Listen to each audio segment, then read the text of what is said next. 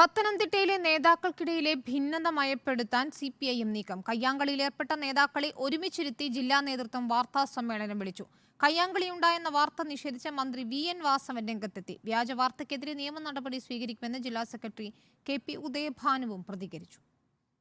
Party committee കൂടുമ്പോൾ വിവിധ വിഷയങ്ങൾ ചർച്ച ചെയ്യുമെന്നും കമ്മിറ്റിയിൽ അംഗങ്ങൾ തമ്മിൽ രൂക്ഷമായ ചർച്ചയാണ് നടക്കുകയെന്നും അതിനെ കയ്യാങ്കളിയെന്ന് വ്യാഖ്യാനിക്കുന്നത് തെറ്റാണെന്നും CPIM പത്തനംതിട്ട ജില്ലാ സെക്രട്ടറി KP ഉദയഭാനു വ്യക്തമാക്കി. ജില്ലാ സെക്രട്ടറിയെ സംബന്ധിച്ച് മാധ്യമങ്ങളിൽ വന്ന വാർത്ത തികച്ചും അടിസ്ഥാനരഹിതമാണ്.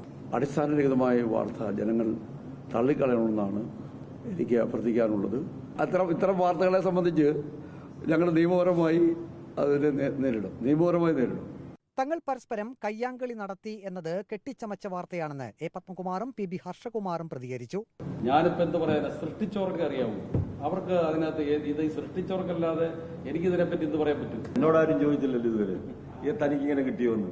LDF സ്ഥാനാർത്ഥി ഡോക്ടർ തോമസ് ഐസക്കിന്റെ പ്രചരണം മന്ദഗതിയിലാണെന്നും ഒരു വിഭാഗം തോമസ് ഐസക്കിനെ തോൽപ്പിക്കാൻ ശ്രമിക്കുകയാണെന്നുമായിരുന്നു ജില്ലാ സെക്രട്ടേറിയറ്റ് യോഗത്തിൽ A. പത്മകുമാർ വ്യക്തമാക്കിയത്.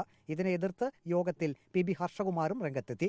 യോഗത്തിൽ കയ്യാങ്കളി നടന്നു എന്ന വാർത്ത നിഷേധിച്ചുകൊണ്ടാണ് CPIM ജില്ലാ സെക്രട്ടറി KP ഉദയഭാനു, ജില്ലാ സെക്രട്ടേറിയറ്റ് അംഗങ്ങളായ രാജു എബ്രഹാം, ഓമല്ലൂർ ശങ്കരൻ, A. പത്മകുമാർ, PB ഹർഷകുമാർ എന്നിവർ രംഗത്ത് വന്നത്.